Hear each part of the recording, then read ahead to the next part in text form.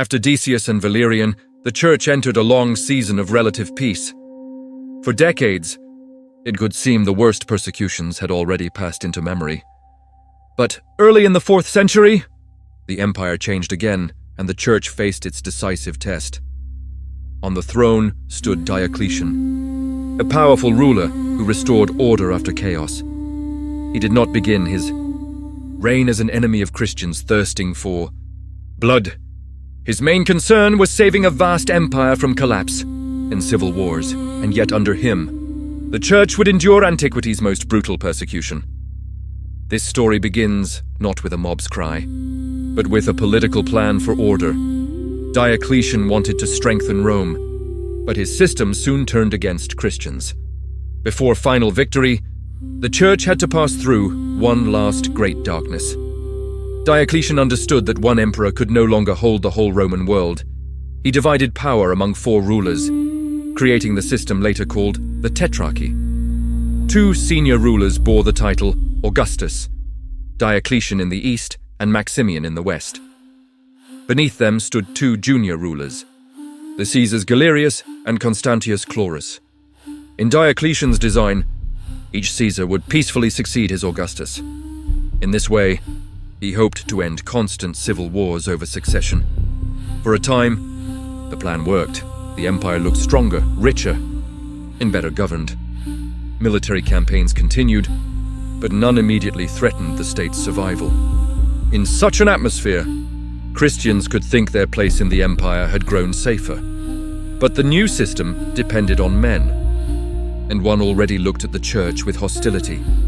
Under Diocletian, many signs suggested that the Church could live in peace. There were Christians near the court, and even Diocletian's household was not untouched by faith. His wife, Prisca, and daughter Valeria, according to tradition, were Christians. While Diocletian ruled firmly, this closeness did not appear a mortal threat. Most rulers of the Tetrarchy showed no open hatred toward Christians. Only Galerius seems already to have been hostile toward the new faith, but until his influence became decisive, the Church could breathe more freely. Christian homes gathered, scriptures were read, and communities grew throughout the empire. It seemed the Church had finally learned to live inside the Roman world, yet that appearance of safety made the coming blow even more terrible. The first serious difficulties probably arose not in temples, but inside the army.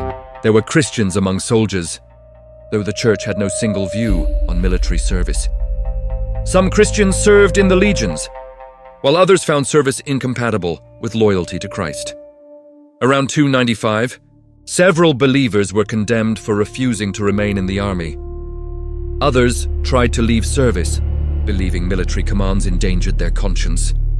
To Galerius, this looked not like devotion, but a threat to discipline. The army rested on absolute obedience, while Christians recognized God's higher law. Thus, the personal conscience of some soldiers became a problem of state. Galerius persuaded Diocletian to expel Christians from the legions for military morale. This was not yet universal persecution, but the door had already opened. After the army incidents, Galerius's suspicion toward Christians grew increasingly strong. In 303, he finally persuaded Diocletian to issue a new edict against them. According to Eusebius, not all emperors supported this decision equally. At first, the goal was not to kill all Christians, but remove them from public life. Christians were to lose offices, rights, and visible standing within the state. Church buildings were to be destroyed, and sacred books were to be burned. At first, the measures seemed limited, but they struck the heart of church life. When Christians refused to surrender the scriptures, pressure quickly became violent. In some places, they were tortured and executed for preserving sacred writings. Thus began the persecution the ancient church remembered as the most terrible. Then fire broke out twice inside the imperial palace, and fear quickly became accusation against Christians. As suspicion hardened inside the palace, Galerius claimed Christians had taken revenge for destroyed meeting places and burned sacred books. While fear moved faster than evidence, Some Christian writers suspected the opposite. Galerius himself had set the fires to blame the church. The court became a battlefield. History cannot settle that question with certainty, but the consequences came swiftly and terribly. As imperial trust began collapsing, Diocletian now saw not a stubborn sect, but conspiracy inside his own palace, while every shadow became political. What had begun as administrative policy became a personal threat to imperial security, and accusation replaced careful judgment. Thus, suspicion, fire, and palace panic opened the way to a far harsher command, as the crisis crossed a threshold. Now the blow would pass through the court, where Christians lived closest to power, while servants watched in silence. The empire began testing loyalty, not on distant frontiers, but inside its own house. And power searched for enemies. And there the first known witnesses had to choose between the emperor and Christ. As the next command approached, Diocletian ordered every Christian at court to offer sacrifice before the pagan gods, inside the imperial household itself. This command struck painfully, because Christianity already stood inside the imperial household itself, before the eyes of frightened courtiers. Prisca and Valeria obeyed the demand, preserving life while leaving a heavy shadow in the story, where loyalty became visible. The Grand Chamberlain, Dorotheus, and several others chose another path and accepted martyrdom. His private faith met public power. In that moment, the palace became an arena, though without crowds or beasts, while the palace watched closely. Rome demanded a small gesture, yet for Christians it meant betrayal of the Lord, under the weight of imperial ritual. Outside, buildings and books burned. Inside the palace, human consciences were tested, where silence could mean confession. Persecution ceased being merely an order on papyrus and became a drama of faces, names, and decisions. As martyrdom entered the court, every refusal showed the empire that its power had a limit it did not understand. Inside the empire's inner rooms, but instead of retreating, power intensified pressure, and fear spread through the empire. Before persecution widened again, across the empire, Christian meeting houses began to be searched, closed, and destroyed, because memory itself was under attack.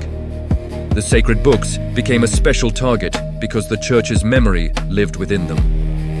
As soldiers searched for hidden pages, officials demanded the scriptures, as if destroying pages could destroy the faith itself, while believers guarded the apostolic voice. For many believers, surrendering books meant not simple obedience, but betraying apostolic witness.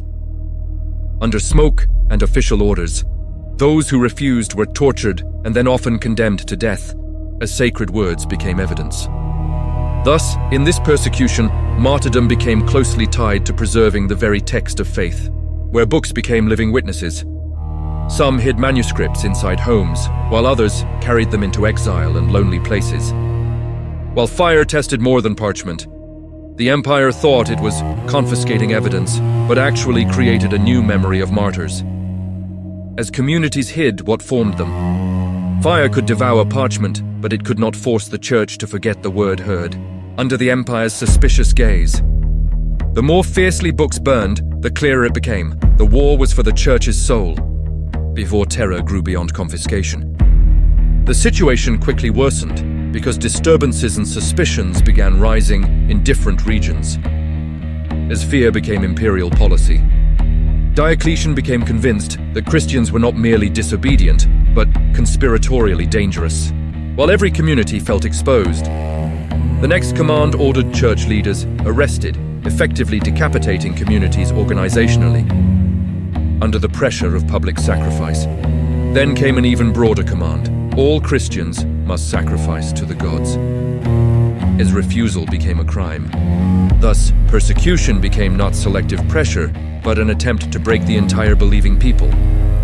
While the old Decian memory returned, the example of Decius returned, now with the accumulated fury of the late empire, against a system demanding worship. Christians were again not only killed, but pressured into public renunciation, where conscience faced administration. Many, accustomed to decades of relative calm, could not withstand the sudden blow, as courage and weakness both appeared. Others endured refined tortures before being killed in many different ways. While the empire studied every refusal, the ancient church remembered this moment as the fiercest trial of its early history, before the crisis swallowed ordinary life. Some Christians managed to hide, and some carried the sacred books with them. As survival itself became ambiguous. For them, flight was not cowardice, but a way to preserve life and church memory, while borders looked like accusations. But to suspicious Rome, every disappearance looked like evidence of disloyalty. Under the shadow of Persian War, a few believers even crossed into Persia, strengthening the authorities' worst fears. His loyalty was judged by movement. The empire fought Persia and could not calmly view such departures, where flight could look like treason. Thus, desperate acts became political accusations against the entire church. While hidden books carried hope, persecution created a trap. Staying was dangerous, yet leaving also looked like treason, as families scattered into silence. The viewer must see the church compressed between faithfulness and survival. Under pressure, no choice seemed clean. Inside that pressure arose not only martyrs, but new questions of conscience. Where fear distorted every motive, Rome wanted simple answers, but faith forced people to choose before God. Before politics returned to center stage, later memory of the persecution grew enormous because the real sufferings were immense. His memory struggled with evidence. To true accounts of torture and martyrdom were added stories that were probably legendary, while suffering demanded a language. The church retold them repeatedly, not always separating memory from devotional imagination. Under the weight of later devotion, even doubtful stories reveal how deeply the trauma entered Christian imagination. As art preserved wounded imagination, artists later depicted crucified martyrs, crowds of confessors, and scenes of unbearable endurance, where history and reverence intertwined. Not every detail was historically secure, yet memory carried the spiritual truth of the age.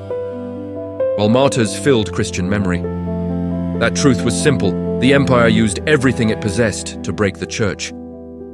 As cautious judgment remained necessary, and yet the broken, hidden, wounded church continued confessing the name of Christ under the pressure of sacred storytelling. Visually, this scene must join documentary caution with the emotional power of memory, where trauma shaped future identity. Because ahead, the story shifts from torture chambers to the struggle among emperors themselves, before emperors became the next drama. While the church suffered, Galerius sought the highest place within the imperial system. His ambition moved behind the throne. In 304, Diocletian became gravely ill, survived, but emerged weak and exhausted, while persecution continued outside. Galerius came to him and apparently persuaded him to abdicate power, under the mask of lawful succession. He also secured Maximian's abdication by threatening invasion with his clearly superior army. His illness weakened old authority. Thus, a system designed for peaceful succession began moving under military pressure, where military power shaped decisions. In 305, Diocletian and Maximian stepped down from power together. While abdication altered the empire, Galerius and Constantius Chlorus became Augusti, and the new arrangement looked lawful. His order began creating disorder, but behind that legality lay danger. The army loved other men. Under Galerius's calculating pressure, the new Caesars, Severus and Maximinus Dia, were essentially Galerius's creatures, where legality hid coercion. From this moment, Diocletian's order begins turning into a road toward civil war, before the army answered differently. In the legions, Galerius's appointees were not popular. The former ruler's sons were, while future power waited quietly. They were Constantine, son of Constantius Chlorus, and Maxentius, son of Maximian, as the legions remembered bloodlines. Young Constantine spent years at Diocletian's court, and later at Galerius's court. Under the watch of suspicious courts, he seems to have been almost a hostage, guaranteeing his father's loyalty, where hostage and heir overlapped. When Constantius requested his son because of illness, Constantine managed to leave. His opportunity opened through illness. Some said he escaped. Others believed he had been released. while stories of escape multiplied. The uncertainty matters because the future victor emerges from a fog of intrigue, under a cloud of uncertainty.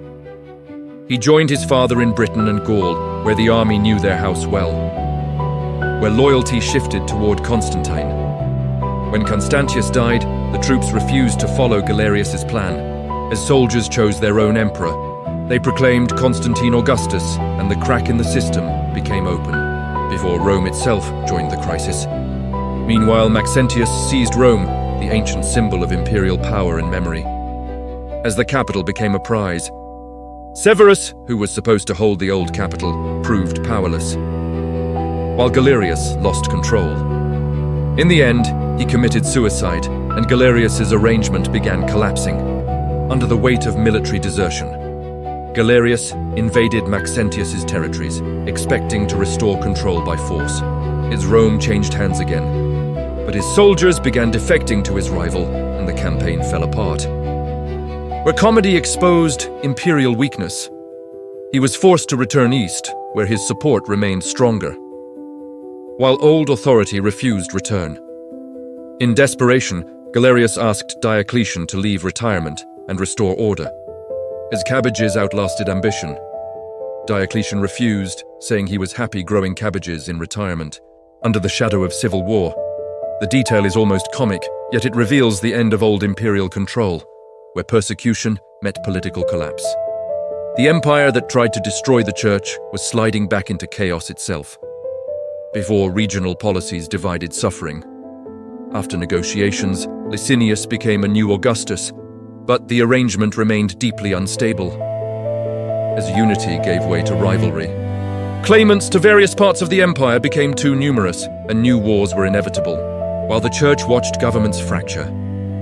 Meanwhile, Constantine strengthened his position in Gaul and Britain without rushing, under competing imperial commands. Against this political storm, persecution continued, but no longer equally everywhere, as geography shaped persecution. Its intensity depended on which emperor governed a particular region, where mercy depended on rulers. In the West, especially under Constantius Chlorus, pressure was considerably milder, while Constantine waited in the West. In the East, where Galerius and Maximinus Daia held more power, suffering continued, under uneven skies of fear. Thus, one church lived under different skies. Quiet in some places, terror in others, as the empire lost a single voice. This matters for viewers. The empire was not one machine, but fracturing within, where cracks became providential openings. And within those cracks, an unexpected path toward changed destiny would open. Before Maximinus darkened the east, Maximinus Daia became one of the harshest continuers of Galerius's policy. His eastern believers endured longest. While other rulers were distracted by intrigue, he kept pressuring Eastern Christians. While martyr lists kept growing, those already punished could be killed again, deported, or subjected to new torments. Under a ruler without restraint, the lists of martyrs grew longer, and no end seemed visible. His suffering became almost routine. The church lived between hope for God's intervention and the daily reality of new losses. Where every name carried a household, every name on the list was not statistics, but family, community, and local memory. While endurance questioned imperial success, the longer violence continued, the sharper became the question of imperial victory's meaning, as violence revealed its emptiness. If Rome is winning, why must it keep killing the unarmed again and again, under a sky without relief? In that paradox, the persecutor's inner defeat begins before the political ending arrives. Where hope waited for reversal, then help comes from the man from whom no one expected it. Before help came through sickness. Galerius fell seriously ill with a painful disease, and his certainty began cracking, as the persecutor faced weakness. Christians said this was punishment from God for the blood of martyrs, while Christians interpreted his suffering. We need not accept that explanation, but it mattered to ancient interpretation. Under the pressure of approaching death, Galerius himself may have heard such claims and decided to change course. His policy gave way to fear. On April 30th, 311, he issued an edict that shook the entire conflict. Where mercy sounded unwilling, In it, he admitted earlier laws had sought to restore ancient Roman customs. While the empire admitted failure, he also admitted many Christians served neither the gods nor even their own God. As Christians received legal breath, and yet he decided to pardon them and allow them to be Christians again. In a word still filled with contempt, this was not Galerius's conversion, but it was the surrender of his policy. Where pardon replaced extermination, the empire officially allowed those it had tried to destroy to gather again. Before prison doors opened, Galerius required Christians not to disturb public order in their assemblies. As defeated power requested prayer. In return, he expected them to pray to their God for the state, while survivors stepped into daylight. This detail is astonishing. The empire asked prayers from the people it had beaten, under scars that testified silently. Those called a threat yesterday were now asked to help the empire's peace. His gratitude met exhaustion. Galerius's edict became the real end of the ancient church's cruelest persecution, where persecution ended unevenly. Soon prisons opened and people came out bearing the marks of torture. While Christian authors judged persecutors, they saw this not as political compromise, but as intervention from above. As memory became theological argument, Galerius died 5 days later, which Christian writers remembered with striking force. Under the shadow of Galerius's death, Lactantius emphasized the terrible deaths of persecutors, seeing divine judgment within them, where victory still had enemies. Yet even after the edict, one ruler soon raised the sword again, before Constantine moved decisively. Maximinus Daia proved the only ruler who soon revived the persecution Galerius had ended. His Western patience became action. This shows one edict could not immediately change the whole empire's heart, while the Alps became a gateway. In the east, fear returned, though political ground was shifting beneath persecutors, under the surprise of rapid war. While Maximinus pressured the church, Constantine prepared a very different turn in the west, as Maxentius lost his defenses. Until then, Constantine had acted cautiously, through diplomacy more than open conquest, where politics rushed toward Rome. Now he decided to begin a campaign that would change the empire and church history. While old omens misled power, he gathered his armies in Gaul and suddenly led them across the Alps. As Constantine seized the moment, Maxentius in Rome was surprised, though the city had strong defenses, under banners moving southward. Strongholds quickly fell before Constantine's troops, and choices rapidly narrowed, where military speed changed history.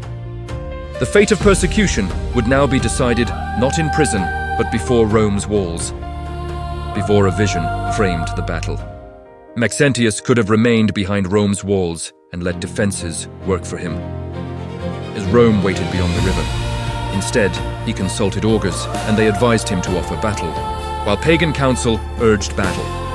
Thus, pagan religious calculation drew him out from the city's safety, under signs read differently by rivals.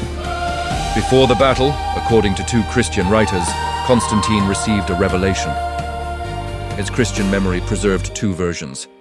Lactantius speaks of a dream, commanding him to mark the shields with a Christian sign, where dream and sky both mattered. Eusebius speaks of a vision in the sky with words, "By this conquer," while symbols entered imperial warfare. The sources differ, yet both connect Constantine's victory with a Christian symbol. As Chi and Rho met shields, he ordered a sign resembling the joined Greek letters Chi and Rho to be used, under the Labarum's rising mystery. Because these letters began the name of Christ, the sign could be read as Christian, where conversion remained unfinished. But Constantine's conversion was a long process, not one simple instant, before the bridge decided the West. At the Milvian Bridge, Maxentius faced Constantine and suffered decisive defeat, as the river swallowed a rival. During the battle, he fell into the river and drowned, becoming an image of fallen power. While Western power changed hands, Constantine became master of the entire western half of the Roman Empire, under the sign of unexpected victory. For Christians, this did not instantly mean triumph, yet history's direction changed. As Rome watched a new master enter, the power that recently burned their books now stood in a new victor's hands, where property would soon be restored. Constantine moved quickly because after victory, he needed to secure political alliance. While politics became liberation, he met Licinius at Milan, and there they concluded an alliance. His alliance replaced persecution. Part of that agreement was the ending of persecution against Christians, under the memory of burning churches. Their buildings, cemeteries, and other properties were also to be returned. Where law answered earlier fire, what the empire had taken by fire, it now promised to restore by law. Before Milan became a symbol. The agreement at Milan is commonly called the Edict of Milan, dated 313. As freedom arrived in stages, this date is usually given as the end of Roman persecutions against Christians, while history kept its complications. But the historical picture is more complex. Galerius's edict was even more important, under laws more merciful than before. Even after Milan, Maximinus Dias still continued his policy of persecution, as memory debated decisive moments. Therefore, the Church's victory came not as one trumpet blast, but as a long unraveling, where Galerius and Milan both mattered. First prisons opened, then property returned, then the center of power itself shifted, while Maximinus delayed the ending. Through later events to be told next, Constantine would become sole emperor, as persecution receded unevenly. From this point, persecutions as the ancient church had known them recede into the past, under shifting imperial alliances. But the end of external pressure did not mean the end of spiritual danger, where victory remained unfinished. A new question now stood before the church, perhaps even more subtle, before a deeper question emerged. Was this change a true victory or the beginning of a new danger? As triumph became morally dangerous. That question cannot be avoided if the church's story is told honestly, while old courage met new prestige. Christians had endured tortures, beasts, prisons, and the burning of sacred books, under silk instead of chains. Now they faced a test of honors, palaces, and nearness to power. His favor tested what torture could not. When the empire struck the church, the line between Christ and Rome was clear. Where power offered a softer temptation, what would happen when the empire extended a hand of friendship, while the church faced imperial friendship? Would believers remain firm if suffering were replaced by prestige and comfort? As comfort threatened, remembered faithfulness. Would those who stood before tortures yield to the temptation of an easy life, under honors once unimaginable? This is no longer survival beneath the sword, but faithfulness amid honors, where victory demanded new discernment. And these questions will become the burning issues of the next chapter. Before the next chapter begins, the story of the Great Persecution begins with fire, edicts, and ruined churches. As the episode closes in tension, yet it ends with the empire itself asking Christians for prayers. While freedom carries hidden questions, this is not a simple tale of quick good defeating evil. Under the shadow of imperial favor, it is the story of power breaking while trying to break conscience, as persecution gives way to prestige. Diocletian built a system for order, but it led to new wars, where conscience must survive success.